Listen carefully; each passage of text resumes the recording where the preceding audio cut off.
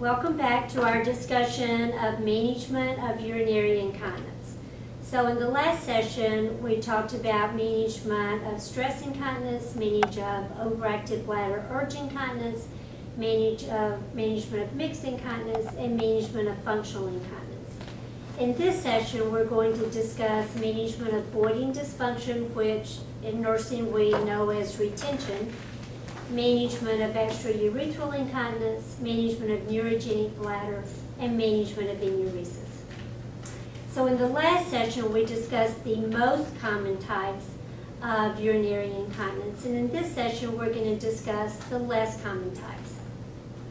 So voiding dysfunction, obviously a problem with the emptying side of the cycle. So people with voiding dysfunction have difficulty emptying completely and have variable degrees of retention. As you'll recall, when we talked about the causes of voiding dysfunction, we said it could either be outlet obstruction, which resulted in high pressure retention, or it could be a weak detrusor, which typically results in low pressure retention. If you have a patient who has outlet obstruction and high pressure retention, your focus, of course, is going to be on eliminating the obstruction so that voiding pressures can return to normal and we can eliminate back pressure on the kidneys. How do we do that? It depends on what the underlying obstructive lesion is. The most common type is an enlarged prostate in the male. For benign prostatic hypertrophy, we could either do surgical intervention to literally surgically reduce the size of the gland and open up the urethra. Many times today, they begin with use of alpha-adrenergic antagonists, medications that relax the smooth muscle in the prostatic urethra and improve bladder emptying, thereby reducing bladder pressure. What about the female who has severe cystocele or rectocele or pelvic organ prolapse?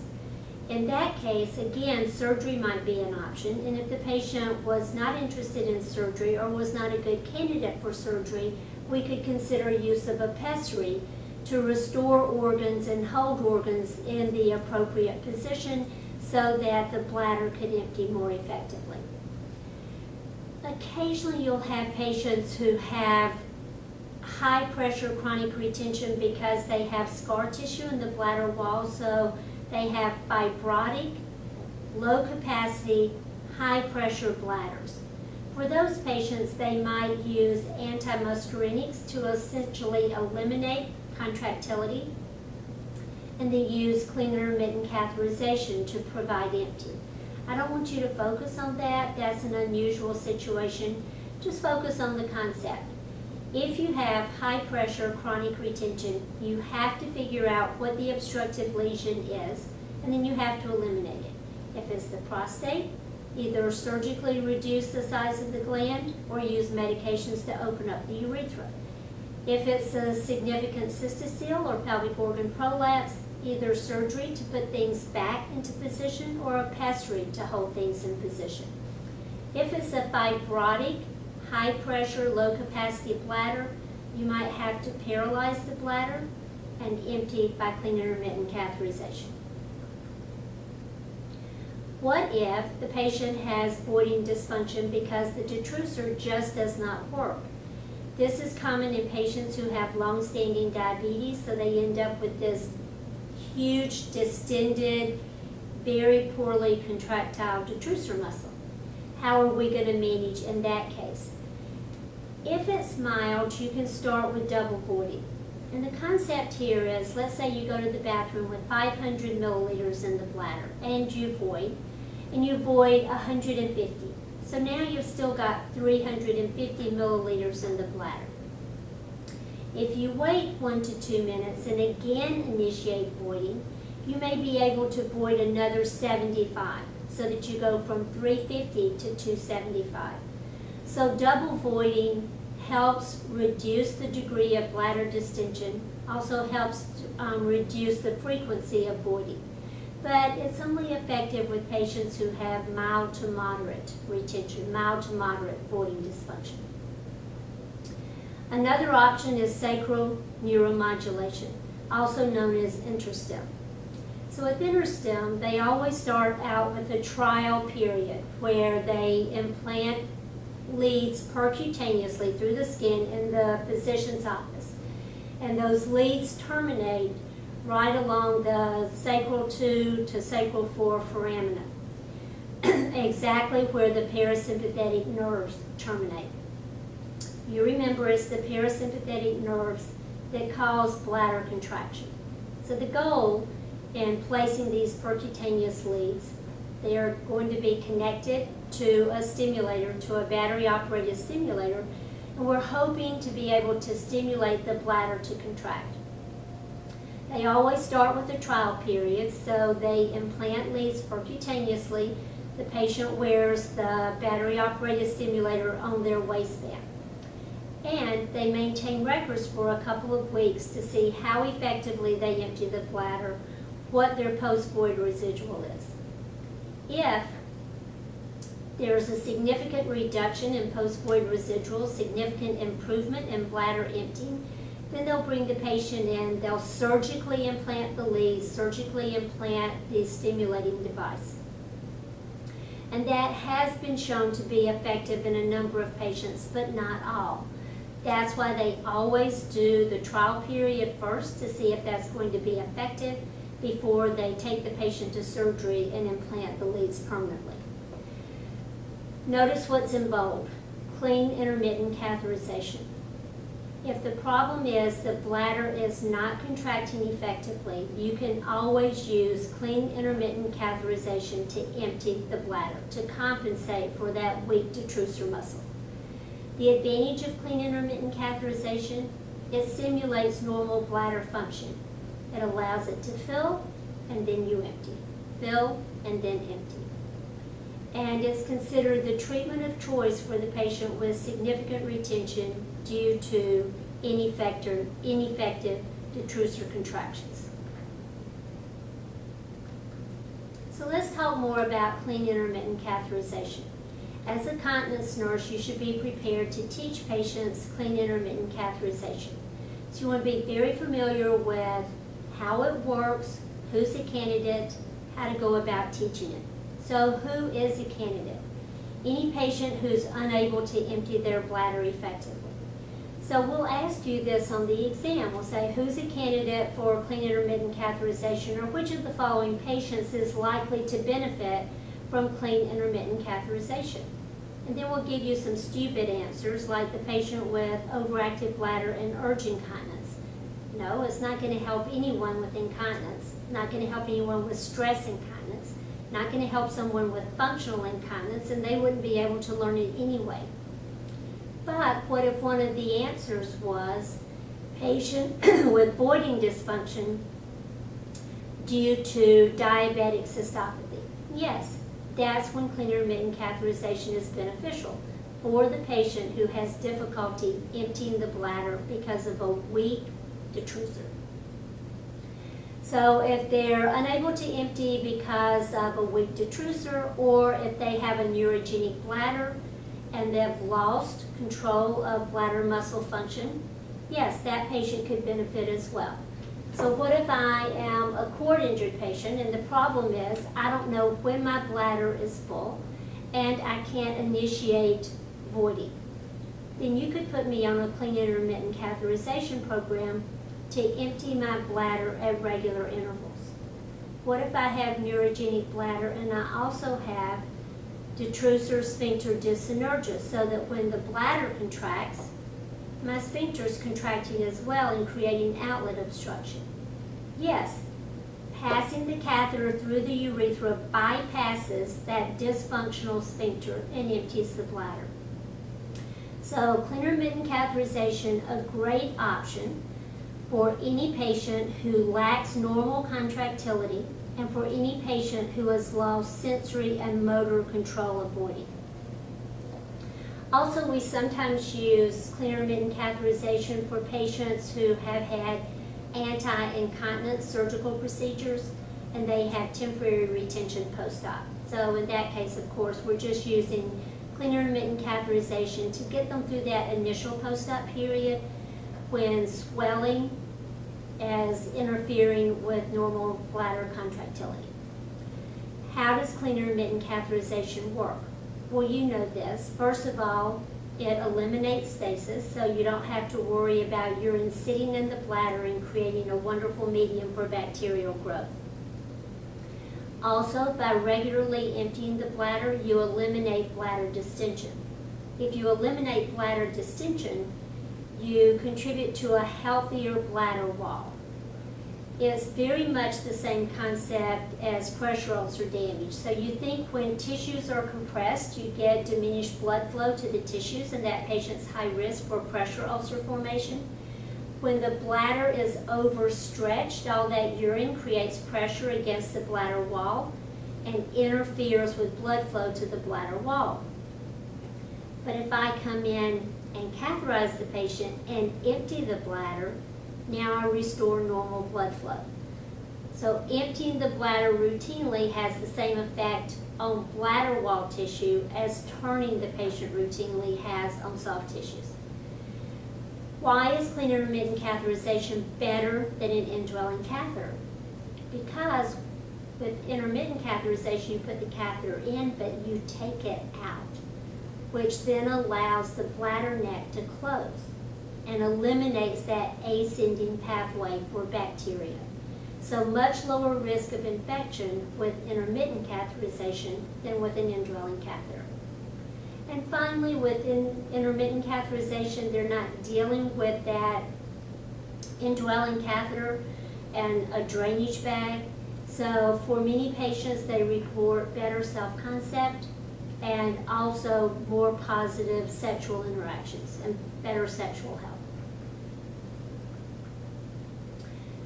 So let's look at patient selection criteria. Let's say I have a patient who has progressively severe retention. So they have voiding dysfunction, they're having more and more problems emptying their bladder sufficiently, they're having more and more episodes of urinary tract infection. Okay, so I want to think, is that patient a good candidate for intermittent catheterization? Or I have a patient with a cord injury or with MS affecting the cord.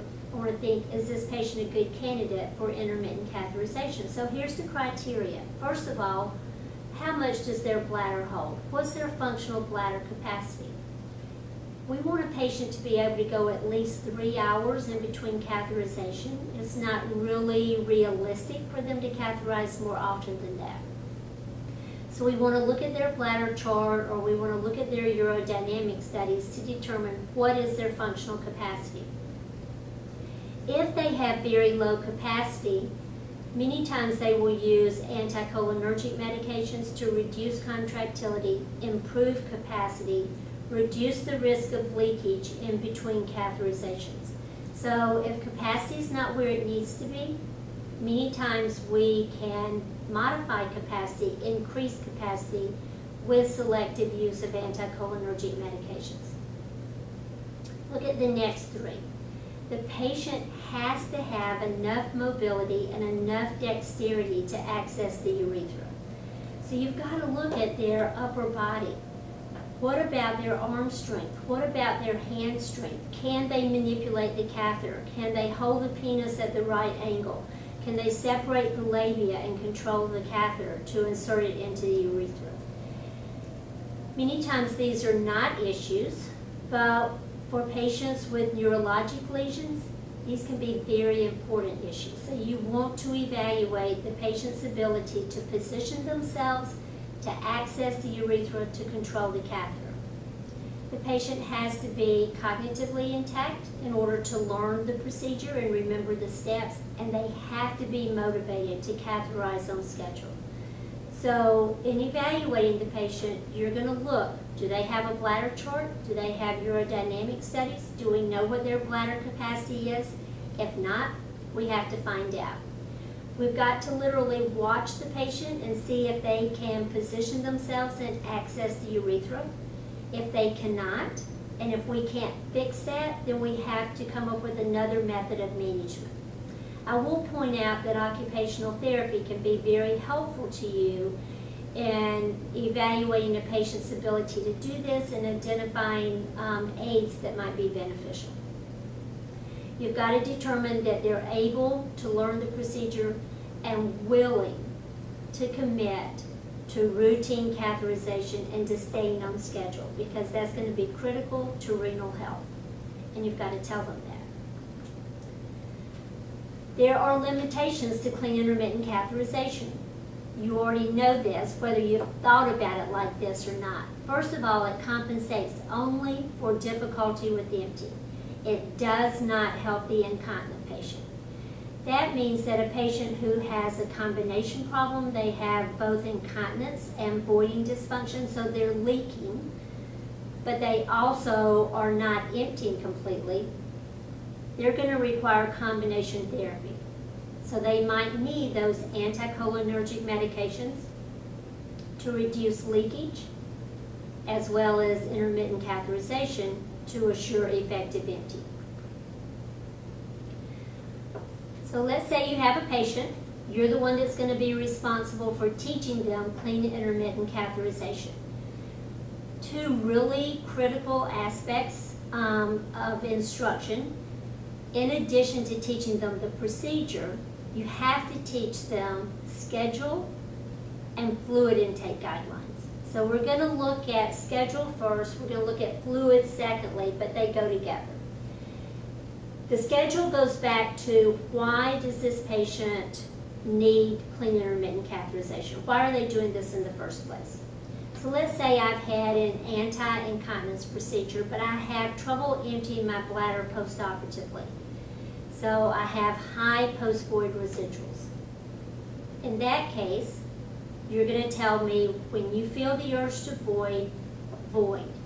Void in the hat, void in the urinal, write down how much you voided.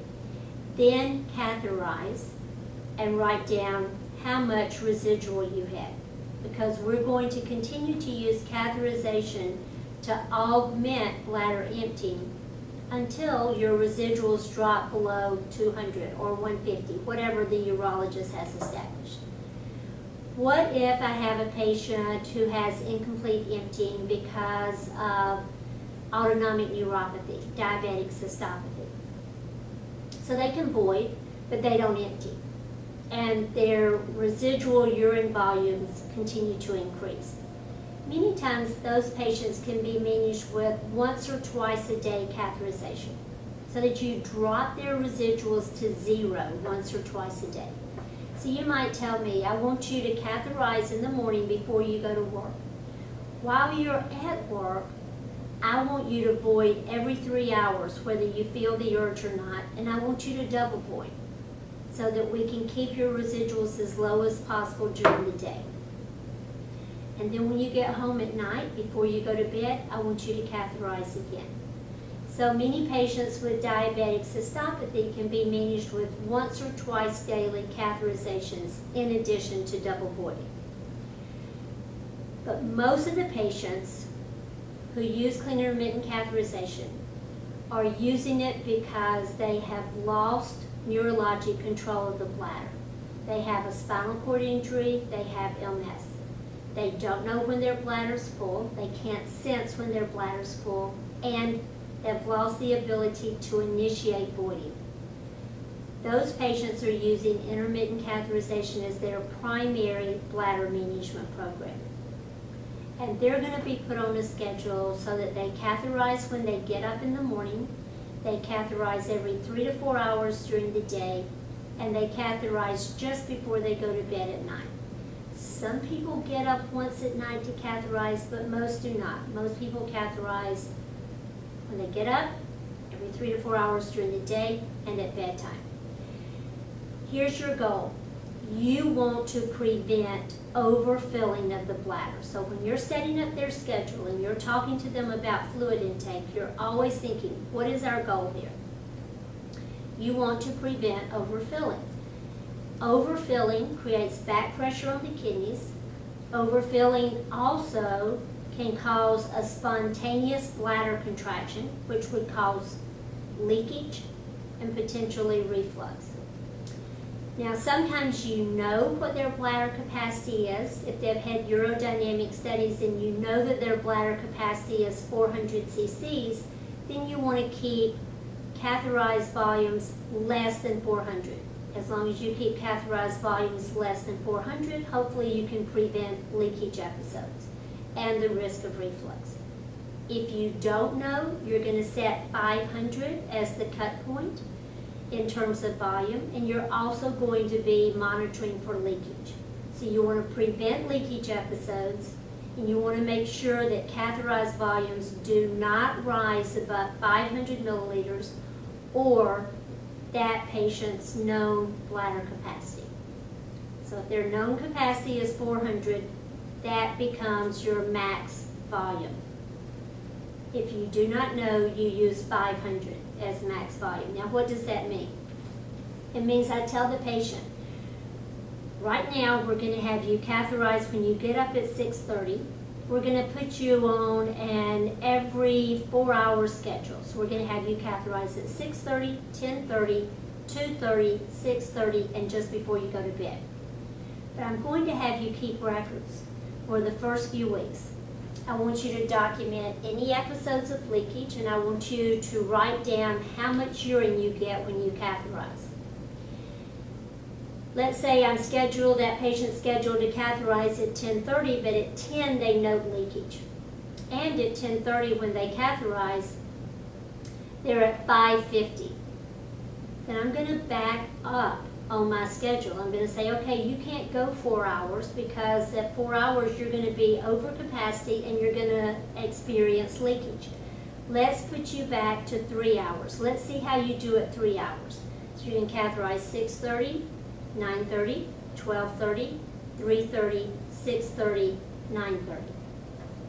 Let's say now I eliminate the leakage episodes, and every time they catheterize, their catheterized volumes are less than 500. Okay, that's where I want to be. So you use those two indicators to determine whether or not the catheterization frequency for that patient is appropriate. And you'll have to tweak it. So you want to keep them under 500 for their catheterized volumes or under their capacity, and you want to prevent leakage. What about fluid intake?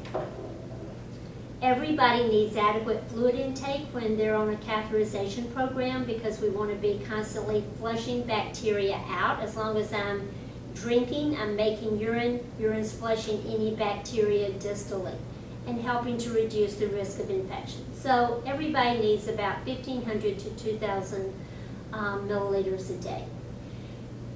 If I have sensory awareness, like I'm using clean intermittent catheterization to compensate for incomplete emptying, then I don't really have to pay that much attention to scheduling my fluid intake.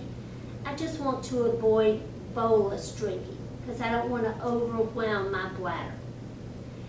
But if I am using clean intermittent catheterization as my primary bladder management program because of a cord injury, because of MS, then I've got to think about balancing fluid intake with my catheterization schedule. So I either need to drink fluids at pretty regular intervals throughout the day, or I'm going to need to modify my catheterization schedule based on periods of increased fluid intake. So let me give you an example. Let's say that I am not a morning person, and you're teaching me clean intermittent catheterization because I have MS and I'm not emptying effectively.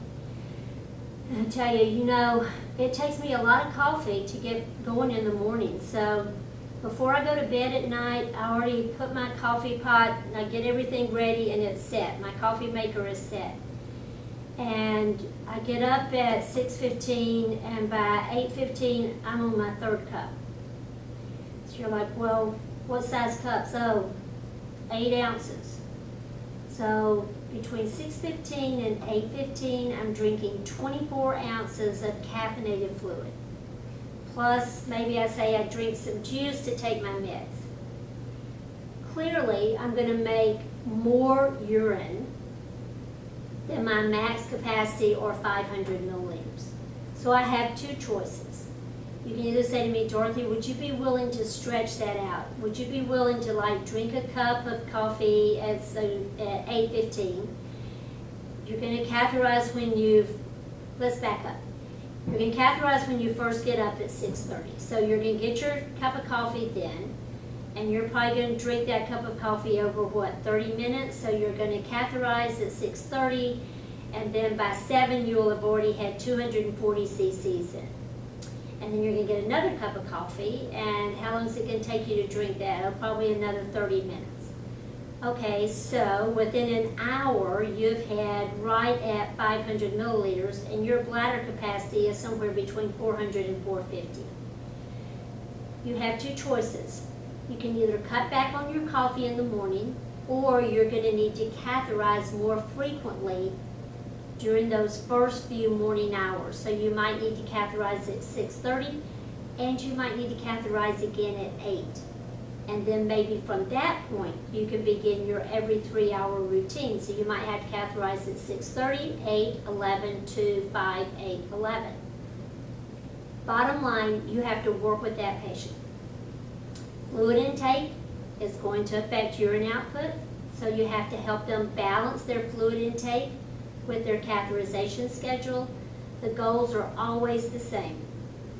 Keep catheterized volumes within the safe range. Always below 500.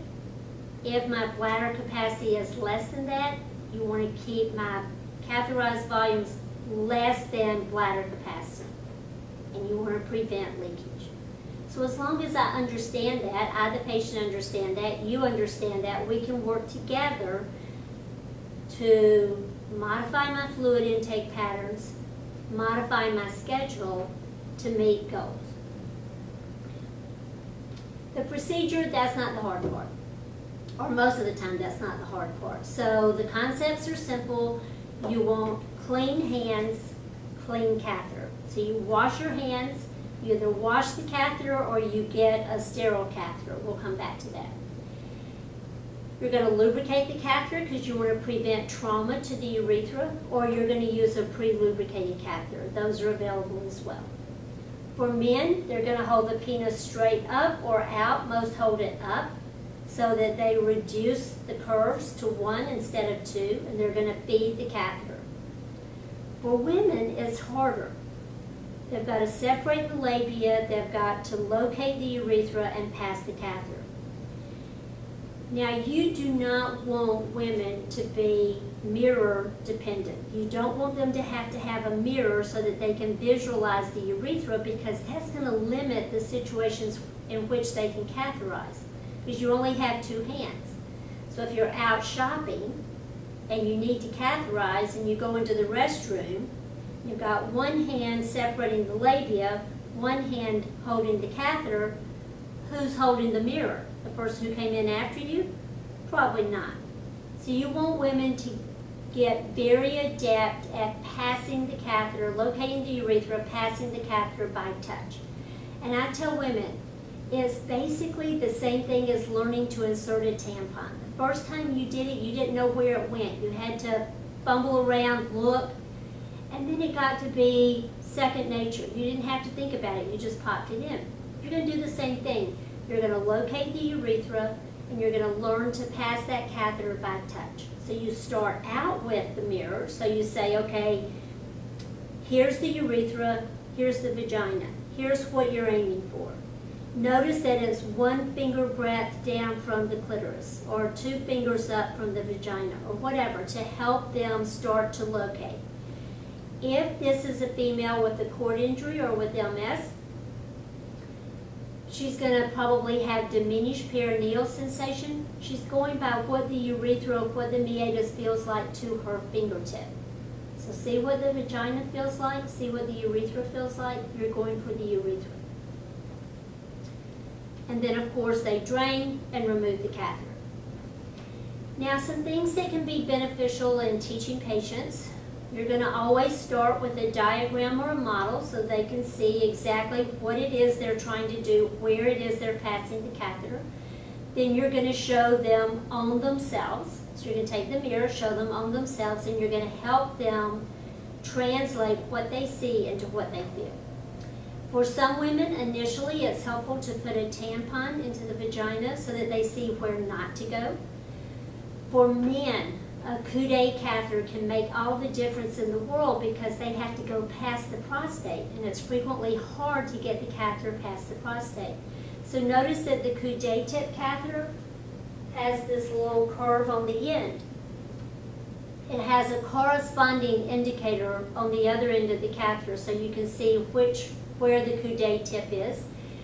And your goal is, when you're passing this catheter, you always want to keep the Coude tip up so that it slides past the prostate. Many men find it much easier to catheterize with the Coude tip catheter. What if you have a patient, let's say it's a female who's wheelchair bound and she has a really hard time positioning herself to do catheterization. She has a hard time locating the urethra, getting the catheter in, and she's like, I don't know if I can do this, 5-6 times a day for the rest of my life. I just don't know how I can do this. Then that patient needs to at least be educated and counseled about the possibility of having a urinary diversion, either an ileal conduit or a continent urinary diversion. Because she's right, it's going to be very difficult. When it's very difficult, what happens is a lot of times people do not catheterize on schedule. They get right back into retention and potentially back pressure on the kidneys. So you always want to make sure this is going to work for this patient.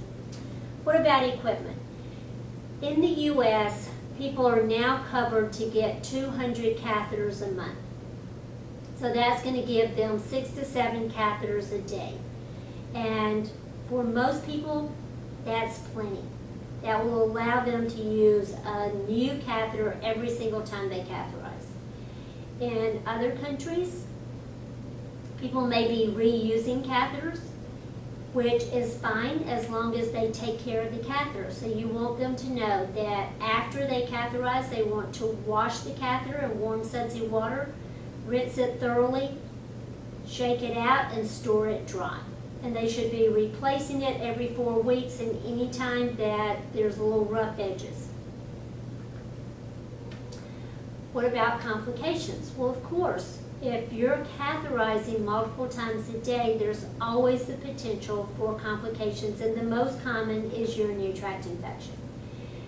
How do you reduce the risk of urinary tract infection? These are the evidence-based interventions. First of all, making sure that people understand clean technique. Wash your hands, use a clean, sterile catheter, or make sure you've washed the catheter. So clean hands, clean or sterile catheter. Secondly, you want to limit the number of people doing the catheterization procedure. Ideally, it's the patient or the patient and one caregiver. Studies have shown the more people you have involved doing the procedure, the greater the risk of infection. So limit the number of people. Make sure that person is getting enough fluid intake and try to space the fluids throughout the day so you're constantly making urine and flushing bacteria out, flushing them distally. Catheterizing on schedule. That is one of the most important principles. The guy who first came up with clean intermittent catheterization was working with kids with spina bifida.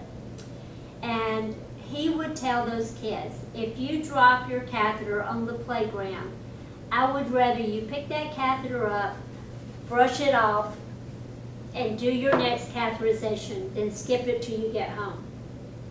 And people were like, what? He said, here's the point. Remember that when you put that catheter in, even if you introduce some bacteria, most of those bacteria will be flushed out with the flow of urine. And if you catheterize on schedule, you'll keep the bladder wall healthy and resistant. He's like, now, do I really want them to pick the catheter up off the playground? No, but my point to them is don't skip catheterizations. Absolutely essential. So that's a key point you want to keep making. Remember, this is how we're managing your bladder. This is how we're keeping your bladder and your kidneys healthy. Don't skip catheterizations. Catheterize on schedule. Constipation prevention. Studies have shown that constipation is a major risk factor for urinary tract infection, probably because of repeated efforts to eliminate stool and resulting contamination of the perineum. Certainly people who have to be disimpacted, that's going to increase their risk. So manage bowel function. If they need a clean out initially, do a clean out. Keep them on a regular program. Monitor them for constipation, intervene promptly. And if you have a postmenopausal woman, remember that topical estrogen reduces the risk of urinary tract infection in postmenopausal women by keeping the urethral tissue healthy, by normalizing flora in the perineum, which is hostile to bacterial growth. When do you treat urinary tract infection? That's another really important point. In the past, sometimes they would put people on suppressive antibiotics. That is never recommended, because what you do is you knock out the less damaging bacteria and you open the door to resistant bacteria. So suppressive antibiotics, no. And you don't treat asymptomatic bacteriuria. So you don't bring people back and do routine dipsticks and routine cultures and treat based on that. You treat only for symptomatic infection. And you go right back to 3 signs and symptoms. Now, you should recognize that recurrent leakage is one of the first signs of infection for a patient managing their bladder with clean intermittent catheterization. It makes sense, doesn't it? Because infection makes the bladder more irritable and reduces functional bladder capacity. If I've been on a 4-hour catheterization schedule with no leakage episodes, and all of a sudden I'm leaking and nothing's changed about my catheterization frequency, nothing's changed with my fluid intake, that's one sign of infection, because I essentially have increased frequency. I don't have dysuria because I don't have sensory awareness, but I have increased frequency. Then I have to look to see, are there other signs? Is there any flank pain? Any suprapubic pain? Fever and chills? Does that patient have a change in functional status? Are they having more spasticity? Is there any change in cognitive function? So if they are leaking, then you look to see, are there other signs? Hematuria, cloudy, malodorous urine. So maybe the patient is like, I'm leaking, my urine smells bad and looks bad, and yesterday I had blood in my urine, and my spasticity is much worse. There's your 3 signs. You would culture and treat. The other complication is strictures, because you're constantly passing catheters through the urethra. And if you are causing trauma when you pass the catheter, then you're going to get an inflammatory response, you're going to get scar tissue, and you're going to end up with strictures. So you want to make sure that patients know how important it is to lubricate the catheter, or to use a pre-lubricated catheter and not to force the catheter. We're going to very briefly mention extraurethral incontinence. That's always caused either by a fistula from the bladder or the urethra to the skin or to the vagina, or it could be caused by an ectopic ureter. So here you see an ectopic ureter that does not insert into the bladder, it inserts directly into the urethra, and of course you would have constant leakage. Here you've got a fistula between the bladder and the vagina, and again, constant leakage. These patients will not be helped with medication, they won't be helped with behavioral strategies, they require surgery to correct the fistula or the ectopic ureter. If they're not candidates for surgery, or until that can be done, all we can do is containment. And we're really not going to ask you about that on the exam, so do not focus on extraurethral. Let's talk about neurogenic bladder. So in a previous class, we talked about, well, what's the problem with neurogenic bladder? And the problem is that there is a lesion somewhere between the bladder and the sphincter in the pelvis and the higher control centers in the brain that alter the person's ability to recognize bladder filling and to control bladder function. Now, specific management of neurogenic bladder depends on where the lesion is. What's the level of the lesion? So if it's a central nervous system lesion, if this is a patient who has Parkinson's, or this is a patient who has had a stroke, typically the specific problem with which they will present is intense urgency and urge incontinence. So they have all of the symptoms of overactive bladder. Yes, I know when I have to go. The problem is when I have to go right then. I don't have time to get to the bathroom, and many times I'll leak. So you're going to go right back to how do we manage overactive bladder urge incontinence. So we're going to teach this patient urge suppression strategies, freeze, squeeze, and breathe. We're going to put them on a bladder retraining or toileting program. We're going to think about antimuscarinic medications. And of course, this is after we've corrected all of the reversible factors. So we're going to correct constipation, atrophic urethritis, that kind of thing.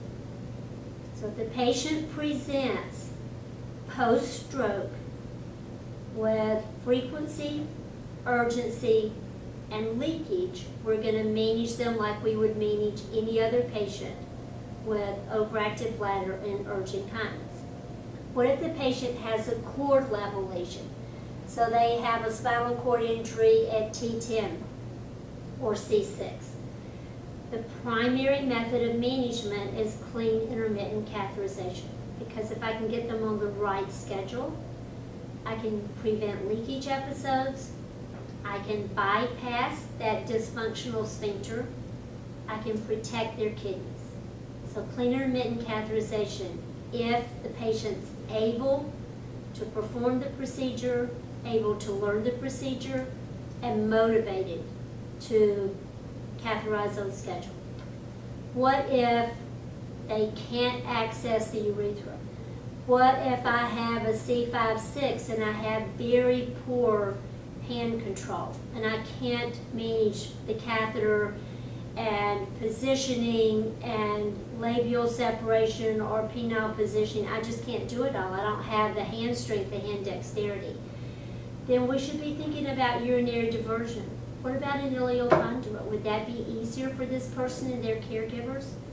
Or what about a continent urinary diversion? Because maybe with a splint, I could catheterize an abdominal stoma. I just can't do everything necessary to pass that catheter urethral. So we should always be thinking, is this management program going to work for this patient? If I have a patient who is not a candidate for intermittent catheterization, they don't want a urinary diversion, then I have to think about containment or absorptive products. But before I think about absorptive products, I have to make sure that they're emptying effectively, that they don't have significant dyssynergia, that I'm not going to be causing problems for the kidneys. So let's play it both ways. Let's say that I have a female quad. She can't do catheterization. Right now she's not willing to consider urinary diversion, or they don't think she's a good candidate for urinary diversion for whatever reason. On her urodynamic studies, we found that she does have significant dyssynergia. I can't just put her in absorptive products. I would have to look at an indwelling catheter, either a urethral catheter or a suprapubic. Even though there are complications associated with indwelling catheters, I have to be able to get urine out of her bladder. So at least for a short period of time, an indwelling catheter might be the best management option for her. In contrast, if I had a person who has a cord injury and they do not want to do intermittent catheterization. Let's say it's a guy, he doesn't want to do intermittent catheterization. He wonders about using a condom catheter to a leg bag because he had a friend who did that. You go back and look at his urodynamic studies. The urodynamic studies show no dyssynergia. Yes, I could put that patient in a condom catheter to a leg bag or in absorptive products.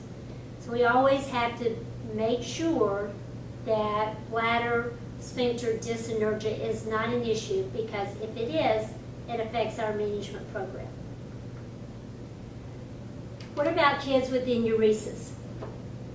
We've already covered this. We said you always start out by ruling out infection. So you dip their urine, you screen them for signs and symptoms of infection. You scan them to make sure they're not in retention. And then you have several choices. You could elect, or the parents and child could elect no treatment, watch and wait, based on the fact that almost all kids outgrow this just with normal maturation of neurologic pathways. But if it's upsetting the child or upsetting the parents or limiting the child's ability to do things they want to do, like go to camp, go to sleepovers, then you want to think about alarm systems, because alarm systems teach the child to wake at the sensation, or to wake to the sensation of bladder filling. You can also consider nasal or oral DDAVP, which is the antidiuretic hormone. So it helps that child concentrate their urine during the night and significantly reduces the risk of leakage. And then always education and counseling, so the parents and the child know, hey, this is nobody's fault. It's almost definitely going to resolve. In the meantime, here's our options for management, but important for you to realize it's not your fault. You're a great kid, it is not your fault. We will deal with it until it goes away. Okay, we're going to spend our last few minutes talking about indwelling catheters, absorptive products, and skincare. So let's talk about indwelling catheters. We talk about them at the very end because they're always a last resort. You want to put them in only when nothing else will work, and you want to get them out as soon as possible. So here are the accepted indications for use of an indwelling catheter. First of all, if you have a patient with bladder outlet obstruction or retention that cannot be effectively managed with CIC, yes. Right now, you need that indwelling catheter to drain the bladder and to relieve back pressure on the kidneys. So to manage retention and or bladder outlet obstruction. For acutely or critically ill patients who require monitoring of urinary output or core body temperature. So many of our ICU patients do require indwelling catheters for a period of time because we're monitoring urinary output on an hourly basis, or we're monitoring core body temperature. Catheters are appropriate on a short-term basis to assure bladder drainage following abdominal pelvic surgery or neurologic surgery. So if I've had a GU procedure, a GYN procedure, a neurologic procedure, an abdominal pelvic procedure, yes, I'm high risk for retention post-op. Putting a catheter in makes really good sense. It eliminates retention. It eliminates pressure on the operative site. But that catheter should be in only a few days, and we'll come back to that. A terminally ill patient, if that's their choice, if it makes them more comfortable, because then they don't have to be changed as often, they don't have to try to get up and go to the bathroom, yes, that's an accepted indication. The only time that a catheter can appropriately be used for a patient with urinary incontinence is if they have a pressure ulcer on the trunk, and if the incontinence is thought to be contributing to impaired healing. We do not put catheters in for incontinence management. We did in the past. We no longer do that because now we know that when we do that, we place that patient at significant risk for catheter-associated urinary tract infection, which is preventable and a potential cause of sepsis and death. So that brings us to CAUTI prevention, CAUTI being catheter-associated urinary tract infection. The number one guideline is to limit catheter use. Put them in only when necessary, remove them as soon as possible. Ideally, we want them out within 2 to 3 days, definitely within 5 to 6 days, because as you pass that 5 to 6 day point, the incidence of infection rises steadily. During the time that that patient has a catheter in, what can we do to reduce the risk of infection? Well, first of all, we want to be sure we're using the smallest effective catheter size. So that's usually a 14 to 16 French for adults. If I have a small catheter, I'm minimizing trauma to the urethral walls. If I put in a big catheter, I'm stretching the urethral tissue. I'm causing tears in the urethral tissue, inflammation that will translate into scar tissue. So small catheter. You also want a small catheter a small balloon, and you want the balloon inflated correctly.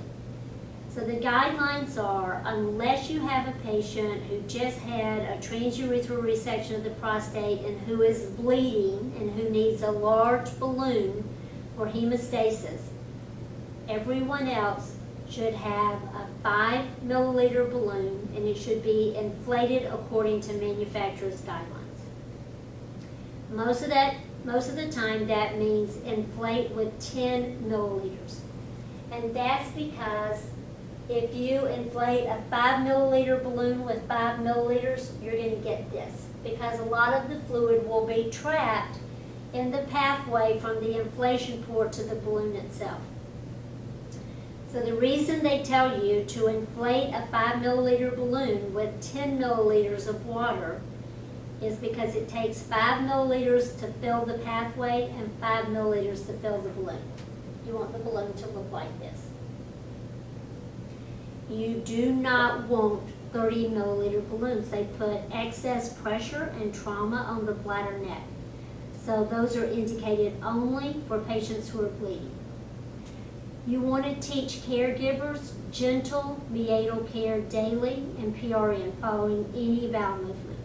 But you don't want them to be aggressive in their cleansing of the periurethral tissue, because that tissue is very fragile. So you want them to clean thoroughly, but you want them to clean gently.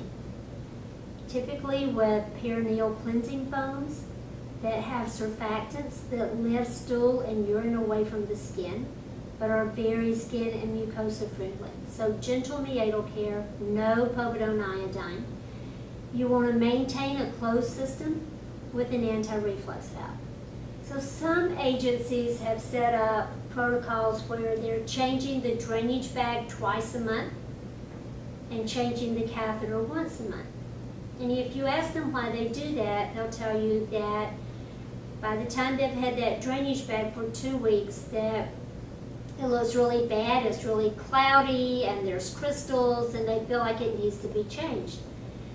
And it probably does. But if the drainage bag needs to be changed, the catheter needs to be changed as well, because whatever is showing up in the drainage bag is also present within the lumen of the catheter. You just can't see it. So it would be better to have your protocol read change catheter and drainage bag monthly. If you change the drainage bag in between time, you break the system and you introduce bacteria.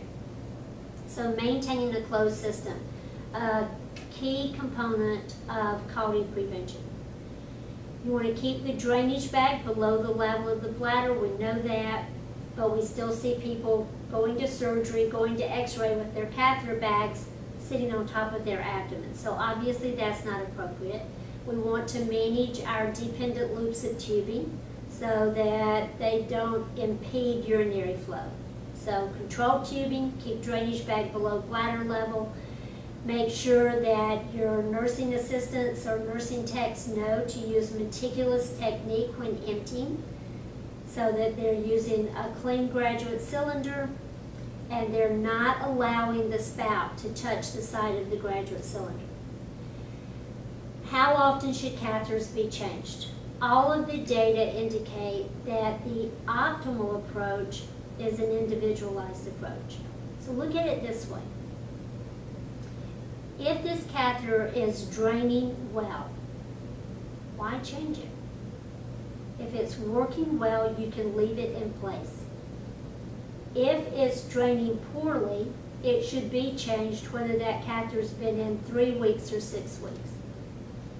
So instead of having a fixed frequency, most guidelines now recommend that the frequency of catheter change be individualized.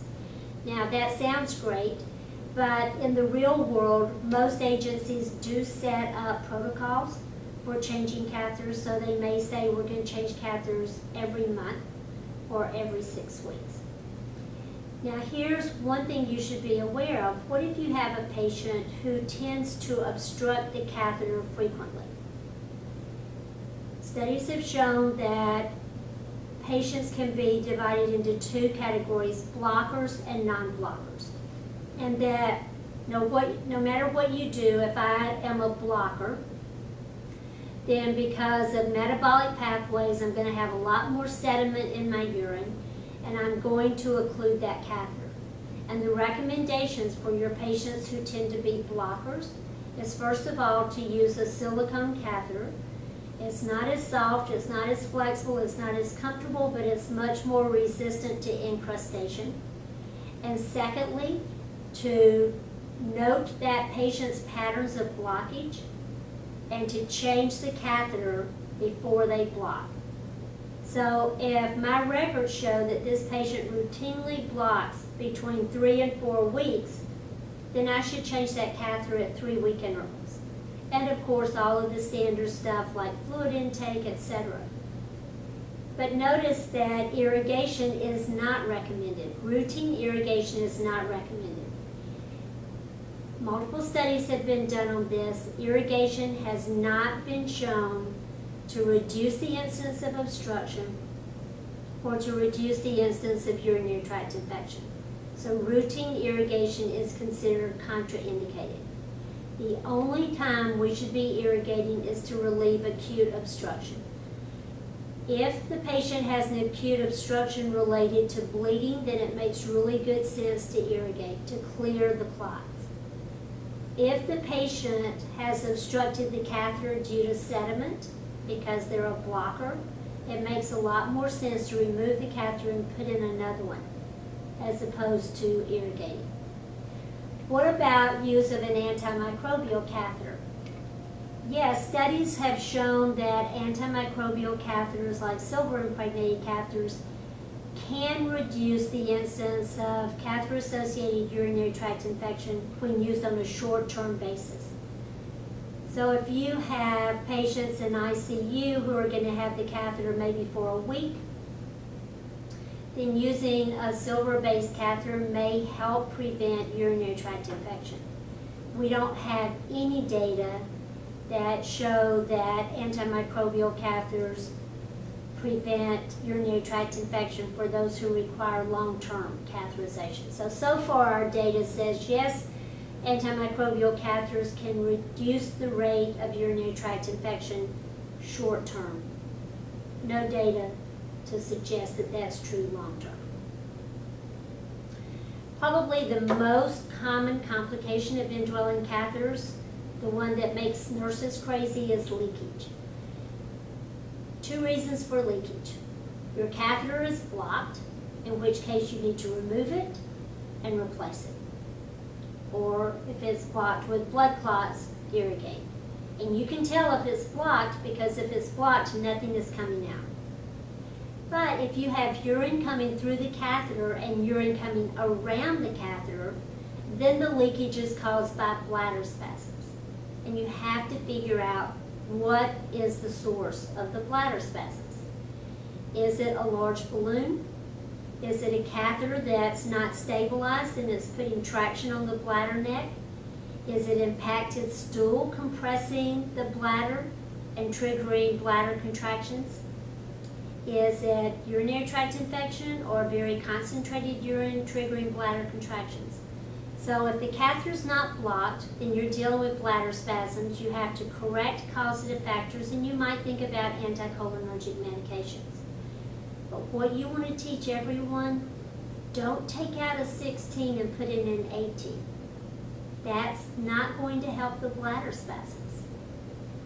When we do that, when we take out a 16 and put in an 18, on some level we're thinking that the catheter and the balloon are occluding the urethra and occluding the bladder neck, and that if we get a big enough catheter and a big enough balloon, we'll effectively occlude the urethra, effectively occlude the bladder neck, and we'll stop the leakage. That's not even true.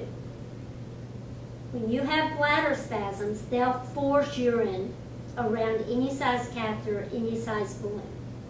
And remember that the catheter just needs to be big enough to allow urine to flow through, and that the only purpose of that balloon is to keep it from falling out of the bladder.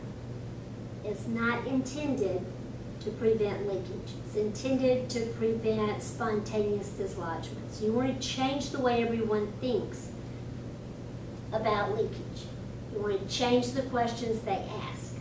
So instead of asking what size catheter do they have in, and what size should we replace it with, you want them to ask, is it blocked or are they having spasms? And if they're having spasms, what's causing it and how can I intervene? What about diagnosing and managing infection?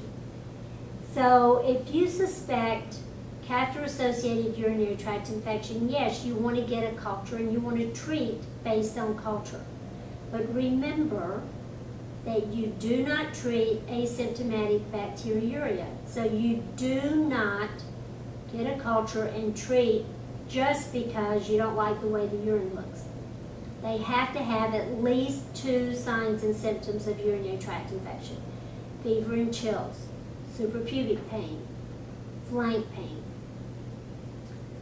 sudden onset of hematuria, marked change in the characteristics of the urine, increased spasticity in a patient with a spinal cord injury, compromised mental status in an elder. So you have to have at least 2 symptoms of urinary tract infection in a patient with a catheter. If you have 2 signs and symptoms of urinary tract infection, yes, get a culture, treat based on the culture. If the catheter's been in place 2 weeks or longer, you should first remove the old catheter, replace it with a new catheter, because if you get the specimen from the old catheter, you're likely to get bacteria that have inoculated the catheter, and it might not be the bacteria causing the infection. So the guidelines are, if you suspect infection, first of all, make sure that you have 2 signs and symptoms that you can document.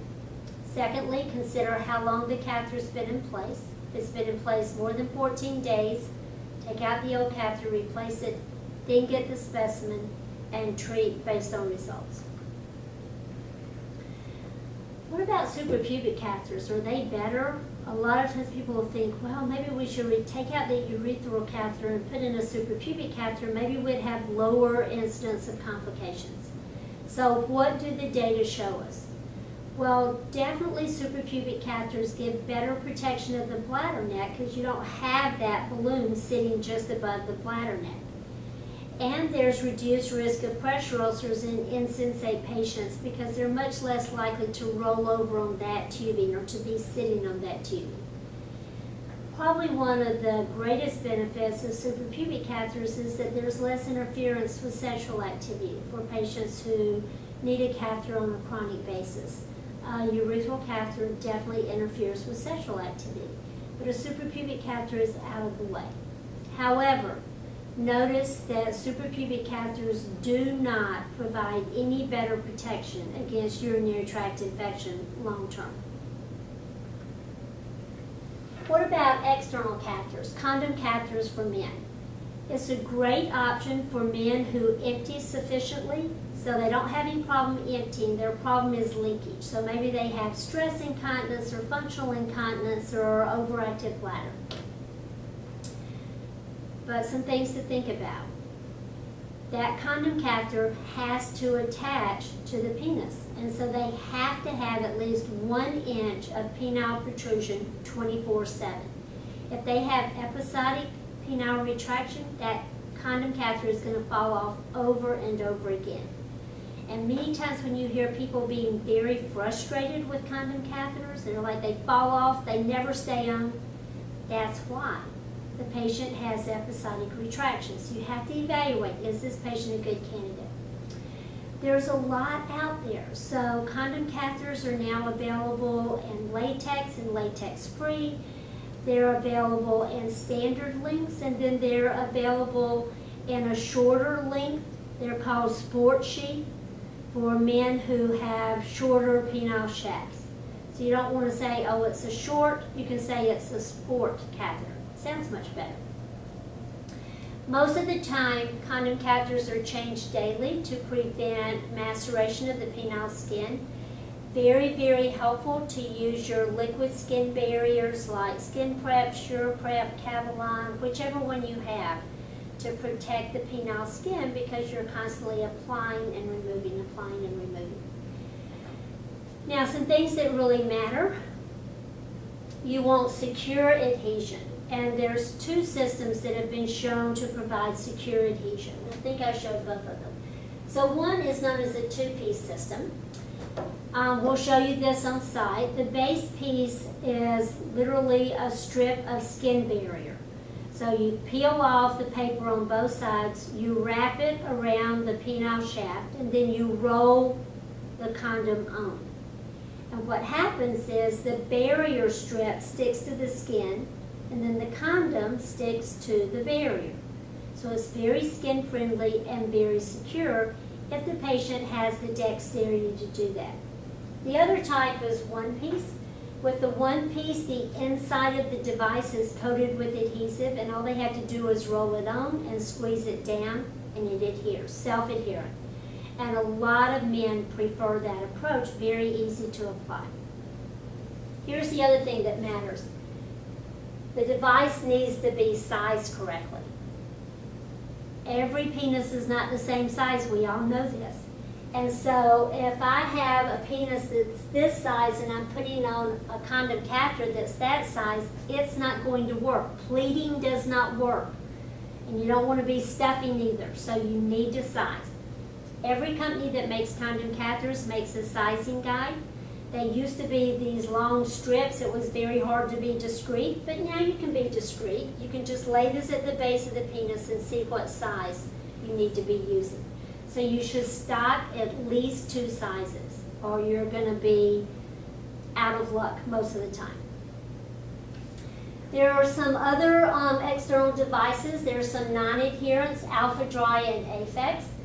So with Alpha Dry, what you have is a reservoir attached to a sheath. So you roll the sheath onto the penis, and then it has a little strap that secures it, and then you have a reservoir and a tap. And the advantage is because it's reusable, then there's less cost. And for some men, this is a very satisfactory system. But once again, you have to have at least 1 inch of penile protrusion 24/7 or it won't work. Now, Afex is a slightly different concept. They use this hard shell, and it fits right around the base of the penis. It's supported by these snug underwear, and it connects in turn to a drainage bag. But the nice thing about this is it actually pushes in right around the base of the penis and helps the urine project through this little cone device into the drainage bag. Once again, you do need some degree of penile protrusion, probably not as much with Afex as with Alpha Dry in your standard condoms. So you want to know about those. You just want to know what's on the market so you can talk to patients about what's on the market. Well, what about all of those guys who do have penile retraction? What are you going to offer them? Fortunately, we do now have devices on the market that are designed to adhere directly to the glands, and so they don't require penile protrusion. Liberty Pouch and ReliaFit. And you see what you have is you have a very thin hydrocolloid. It looks like a flower, so it starts out looking like a flower, and you just fold it around the glands. And so it forms a nice secure seal right around the glands, and then it attaches to this little drainage bag, which can in turn be attached to a leg bag. That has made a huge difference for men with episodic or persistent retraction. I remember a guy that we had, he was an attorney, he had a neurologic process, he was cognitively very intact, was still running his business. As long as he was in his world, either at work or at home, he could manage because he had his urinal set up, he was right next to a bathroom. We saw him because he was going to Hawaii to his daughter's wedding, was very concerned about how he was going to manage on the plane. The neurologic nurses had tried multiple kinds of catheters, but they didn't work because he had episodic retraction. Not persistent, but episodic. So they called us and said, is there anything you can offer this gentleman? So we put him in one of these devices, showed him and his wife how to do it, hooked it up to a leg bag. His wife took a urinal in a knitting bag so she could just lean down on the plane, empty into the urinal, and take it off to the bathroom. It worked perfectly. He didn't need it all the time, but he needed it whenever he traveled. So I just want you to be aware of that. There's also a retracted penis pouch that literally fits around the base of the penis. The problem with this is that you usually need to shave the pubic hair to get a good seal. And then you know how miserable that's going to be for the patient when it grows out. But nonetheless, that is another option. What about absorptive products? Many absorptive products on the market, which is wonderful because many of our patients are going to require absorptive products, either on a short-term basis while they're mastering pelvic muscle exercises, while they're learning breathe, squeeze, breathe, and bladder control, or for some patients on a long-term basis. So we want to be able to make appropriate recommendations. And what studies have shown is that most of the time nurses and physicians are not very helpful to patients in identifying absorptive products that would be beneficial.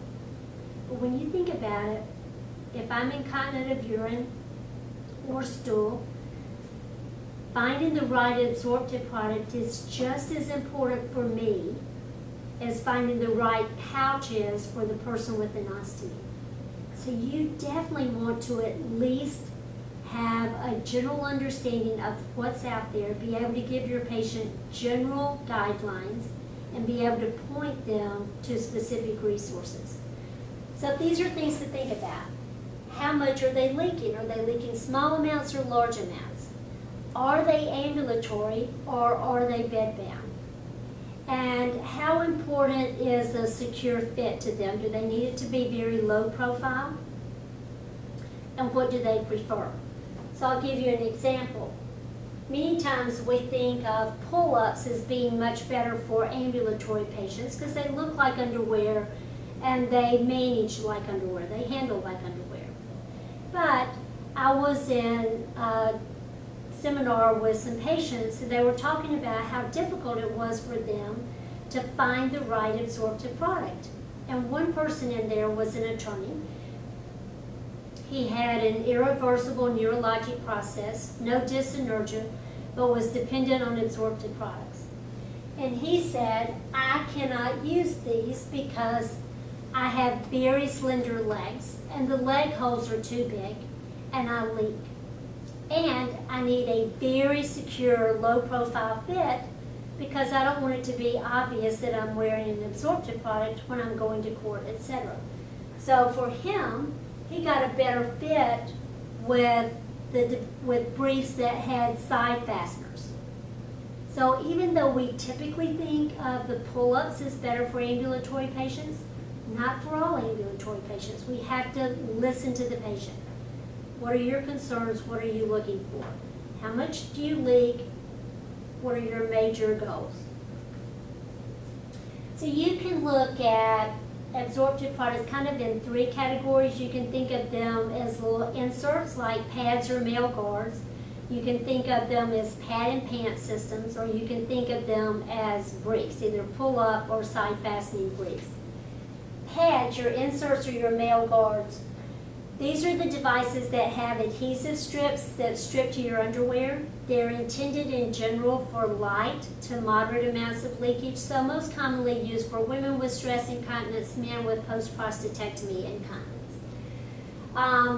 They're widely available. That's one of the nice things about these. So you can literally go to a grocery store or a discount department store and find multiple choices. So you can get them in different lengths, you can get them in different absorptive capacities. For men, they'll be labeled guards, and they're shaped differently for men so that they cup around the penis and capture urinary leakage. So the nice things about these, low profile, use them with your own underwear, in general less intrusive for the patient. One step up in terms of absorptive capacity are pant and pad systems, and they quite variable. So sometimes you have like a mesh brief and then a pad that is secured by the mesh brief. Sometimes you have underwear that has a waterproof outer layer and they have a pocket on the inside, and you can tuck the pads into the pocket, and you can either layer pads if you need to, or you can select pads with different absorptive capacities. So the advantage here is that the patient's wearing underwear that look like everybody else's underwear.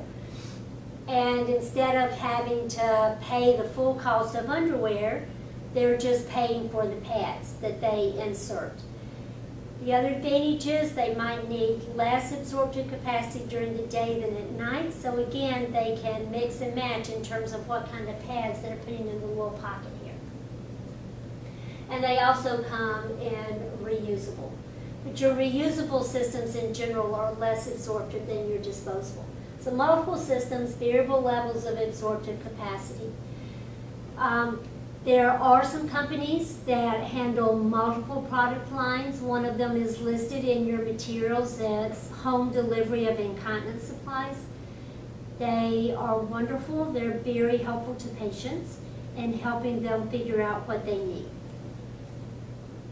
And then the highest level of absorptive capacity are your adult briefs, which can either be your pull-ups, as we discussed, or can be side-fastened. Side-fastened, almost always better for bedbound, sometimes better for ambulatory. Pull-ups typically better for ambulatory as long as there are no issues with fit around the legs. And of course, when you're using these, you're expecting relatively high volume urinary leakage or a combination of urine and stool. It's going to be critical to be using these in combination with a skincare program. And that brings us to prevention and management of incontinence-associated dermatitis. Now, if you took the wound section, you've already heard this, so you can just go, yes, I know that, yes, I know that. But if you're continence only or ostomy incontinence, you need to know this, because as a continence specialist, you've got to manage your patient's skin and prevent incontinence-associated dermatitis. So when you think about incontinence-associated dermatitis, you think, well, what are the etiologic factors? Number one, maceration. The skin gets overhydrated. Once the skin is overhydrated, the little cell membranes are stretched. That means they're extremely vulnerable to minor friction, minor trauma. Because they're stretched, the pores are larger, so they're also very vulnerable to irritants and to pathogens. Secondly, When the skin is exposed to urine and stool, you get ongoing bacterial proliferation. You also get proliferation of fungal organisms that increases the risk of either bacterial or fungal skin infections. When the skin is hot and wet and exposed to urine, the pH shifts from acidic to alkaline, and you lose a lot of the protection against pathogens. So again, increased risk of bacterial overgrowth, fungal overgrowth, and skin infections. When you have a patient with incontinence and you're constantly cleaning them up, every time you clean them up, you tend to remove some of the skin oils, like ceramides. Those skin oils serve as the mortar. If you think of the skin as having a brick and mortar configuration, the skin cells are the bricks, the skin oils are the mortar. If you're progressively removing skin oils, then you're creating gaps in that barrier, gaps in the skin barrier that permit pathogens to penetrate, that permit irritants to penetrate. And finally, every time you clean the patient up, you tend to strip away some of the skin cells. Think about the fact that our older and more vulnerable patients only have 10 to 15 cell layers in the epidermis.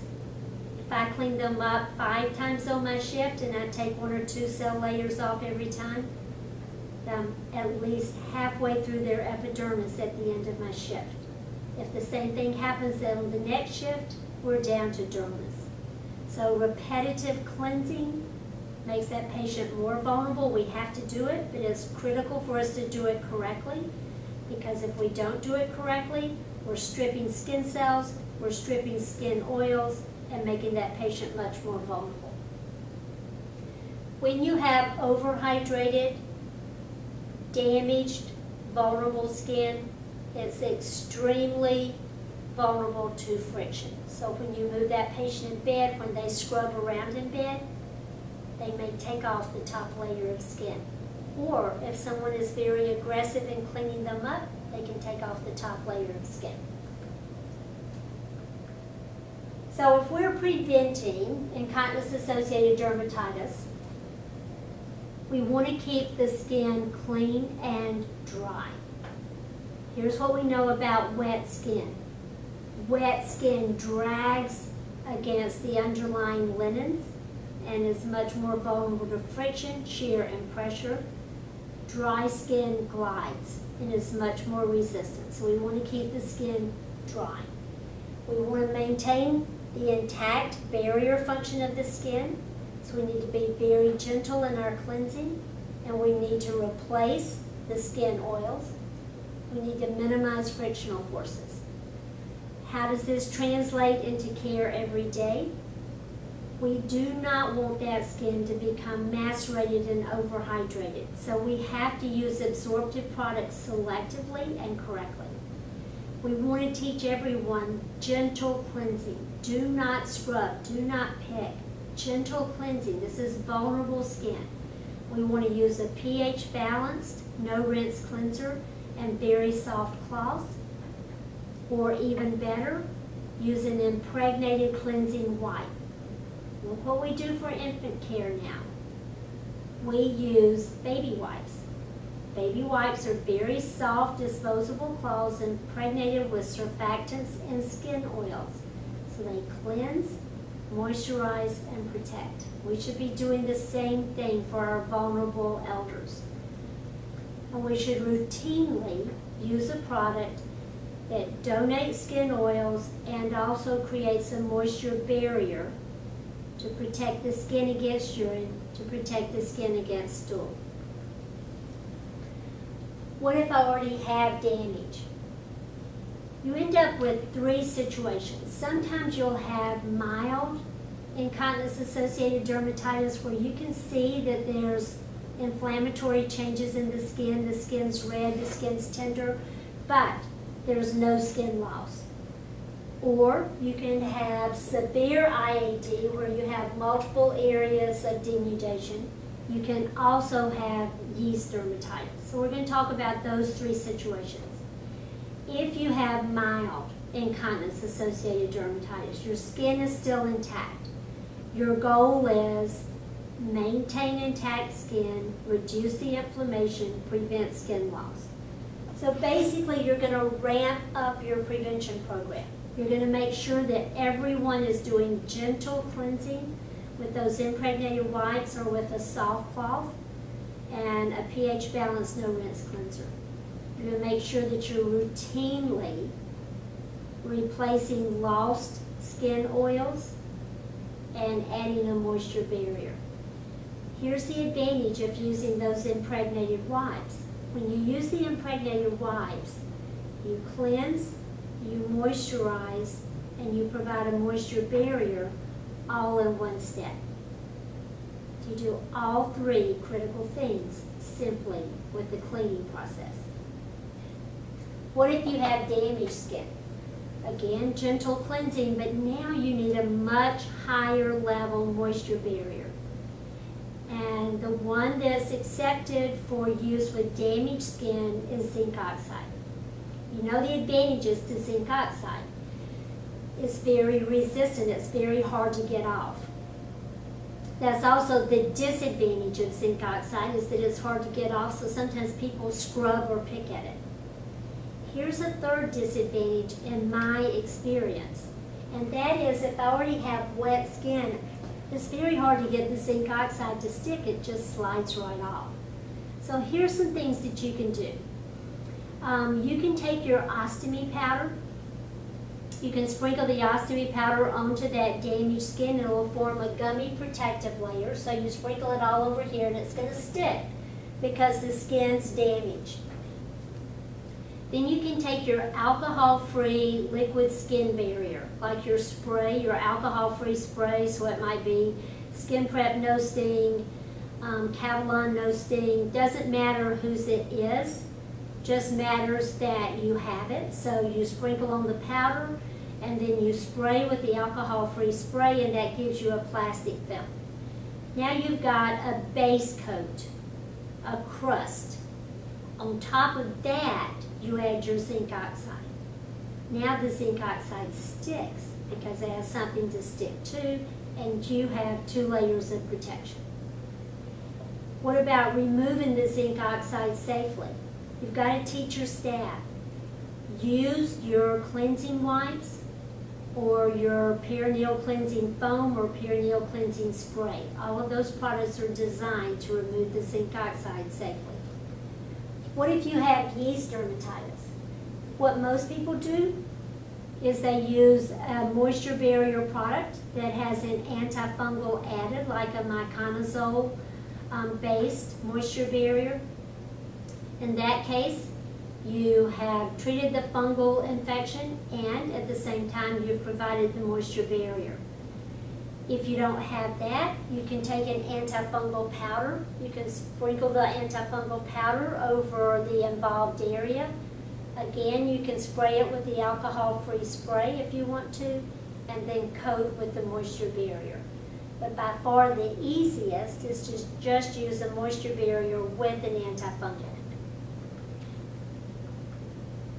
Okay, the last thing we're going to do is we're going to take 2 case studies very quickly because I want to show you how you go through your assessment data, put it all together, come up with a management or referral program. So here's a 60-year-old female. She says she's got that gotta-go condition. She reports increasing problems with going all the time, leaking on the way. On questioning, states she can't sit through a 1-hour program without going to the bathroom, that she suddenly gets the urge to go and then can't always make it to the toilet, that she's given up almost all of her social activities, and she took early retirement because of this problem. From her history, her major complaints are frequency, urgency, leakage, and nocturia times 2 to 3. Classic for overactive bladder, right? We don't know that yet, but that's just what you're starting to think. What are her goals? Enough control to be able to stand in line at a movie or a restaurant without feeling panicked. Her history, negative for neuro issues, for urologic issues, for diabetes, and for tobacco use. GI history, frequent constipation managed with laxatives. OBGYN history. 3 vaginal deliveries, 1 forceps assisted. She underwent menopause at 51. She is not on any hormone replacement therapy. She is taking multivitamins, Caltrate, Correctol, and Claritin D.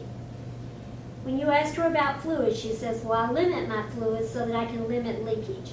Altogether, I drink about 6 glasses a day. So that's going to translate into about 1,500 cc's, which is, the low end of acceptable. Notice her usual fluids, coffee, tea, and wine.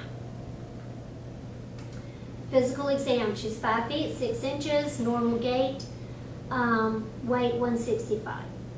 On abdominal exam, no suprapubic dullness, okay? So that means no evidence of retention. She does have dullness to percussion, all quadrants. Suggests retained stool. Her abdomen is soft without masses.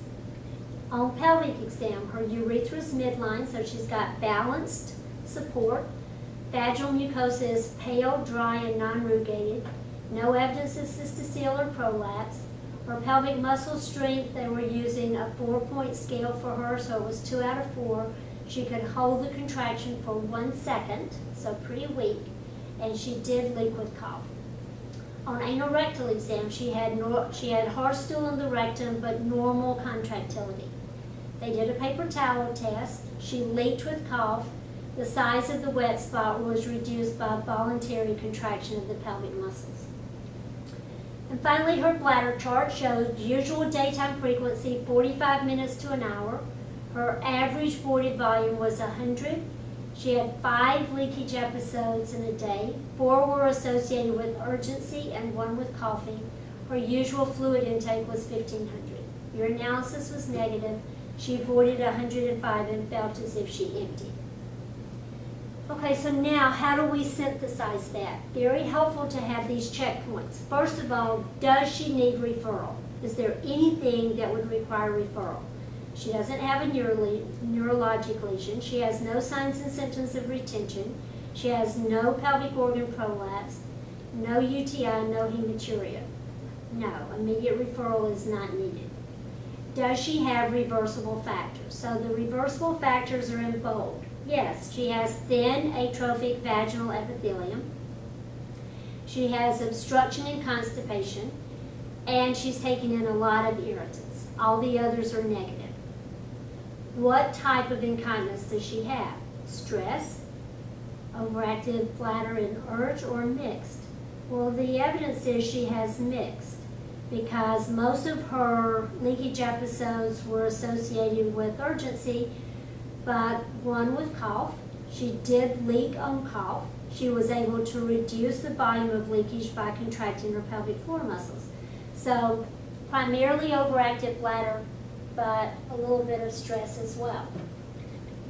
Since overactive bladder is her primary concern, and her primary goal is to be able to stand in line without a sense of panic, we're going to start by managing her overactive bladder and urge incontinence. First, we're going to reduce or address her reversible factors. We're going to get her on topical estrogen so that we reduce urethral inflammation. We're going to get her on a bowel program so that her bladder has room to expand. We're going to counsel her on a 2-week trial where she significantly reduces intake of coffee, tea, and alcohol, and increases intake of water-based fluids to see if that'll make a difference. We're going to teach her freeze, squeeze, breathe. We're going to put her on a bladder retraining program, and if she needs it, we'll consider antimuscarinics. Okay, let's do one more. 68-year-old female with complaints of leakage that she says is ruining my life. On history, she reports urinary urgency and frequency, multiple episodes of leakage, usually while hurrying to the bathroom. She says she wears the PENS pads all the time, still worries about wetting her clothes. She also says she has some problems with leakage after her children were born, but nothing that was anywhere as bad as this. Her major concerns: inability to get to the bathroom in time, and that having to run to the bathroom all the time. So right now, she sounds a lot like our first lady. She sounds like she might have overactive bladder. On review of her systems, neurologic is negative. GU, she's had 3 urinary tract infections in the last 6 months, but no surgical history. So 3 infections in the last 6 months. Now we have to think, why is she getting frequent infections? Probably need to do a PVR to make sure she's empty. OBGYN, 4 vaginal deliveries, 1 forceps assisted, TAH, BSO, 10 years ago. She does have chronic constipation. She takes a laxative 3 times a week. Her endocrine is negative. She smokes a pack a day, so that's another irritant. She takes Prazosin for hypertension, a multivitamin, and laxatives. Her fluid intake takes about 8 glasses a day. Look at her usual fluids: coffee and tea, Diet Coke, beer and wine. So again, lots of irritants. Physical assessment: height 5'3", weight 175, normal gait. On abdominal exam, she has midline dullness to percussion in the suprapubic area. So that makes you wonder, again, about retention. Excuse me. She has dullness to percussion, right upper quadrant, left upper quadrant, left lower quadrant, and questionable palpable stool in the left lower quadrant. Pelvic exam, urethra's midline, vaginal mucosa is pale, dry, non-rugated. She has a cystocele, but no visible prolapse. She has pelvic muscle strength, 2 out of 5, endurance 1 to 2 seconds. She does leak with cough. She has hard stool in the rectum and normal contractility of the sphincter. From her bladder chart, she voids every 30 minutes to an hour. Her average voided volume is about 130. She has 6 episodes of leakage, 4 hurrying to the bathroom, 2 coughing or laughing. So right now, you would think that she had a combination of overactive bladder and stress incontinence. You'd think she had that mixed pattern. Fluid intake from her bladder chart, 1900 cc's total, 1300 cc's was caffeinated, 300 cc's was alcoholic, and 300 cc's was water. Lab data: urinalysis was negative for blood, but positive for nitrites and leukocyte esterase. Her voided volume was 150, and her PVR was 400. So we talked earlier about the fact that overactive bladder and voiding dysfunction, urinary retention, can present in a very comparable fashion, but that you will have additional findings for the patient in retention: suprapubic tenderness and dullness, frequently a history of urinary tract infection, frequently a history of I'm not sure I empty, and always elevated PVR. So that changes our whole mindset. Instead of putting her on a management program for stress and urge, we're going to be figuring out why she's retaining urine. So does she need a referral? Yes, we have to determine, does she have high pressure retention from outlet obstruction? Does she have low pressure retention from a weak detrusor? And that will dictate treatment. So in summary, did you think that slide was ever coming?